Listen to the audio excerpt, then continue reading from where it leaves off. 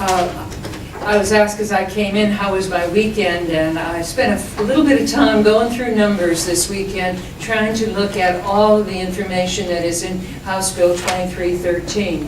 And I would bring to your attention the following. As David spoke, the HB 2313 funds maintenance and very little else. Maintenance gets 85% of the sales tax and permanently takes over 1/3 of the existing construction and transit funds.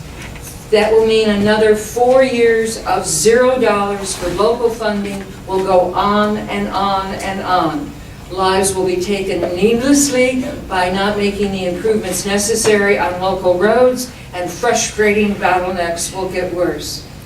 People who are desperate for highway improvements assume that the funding maintenance will return $500 million back to construction, since it won't be taken from maintenance any longer.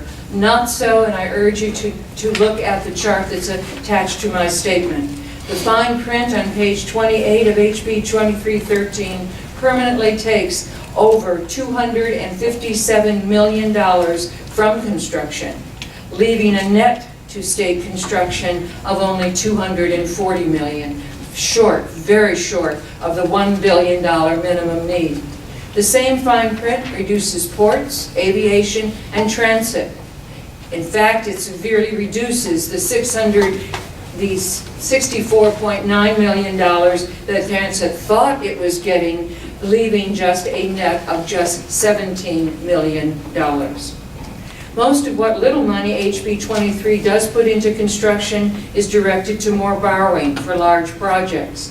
By taking almost 5% of the new sales tax for the Priority Transportation Fund, interstate and primary road projects will get a $40 million annual infusion to support significantly more borrowing. These are not the local roads, these are just the major projects, interstate and primary. Project selection, financing, and design are totally controlled by the Commonwealth Transportation Board, not the local governments.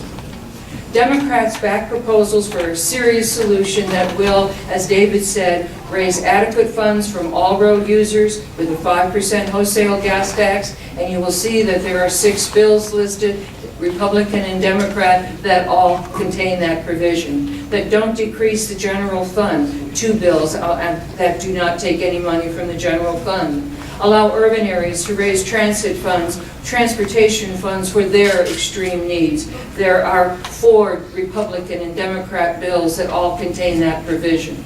Keep construction funds from being diverted to maintenance. There are 4 bills, again Republican and Democrat, that all speak to that provision.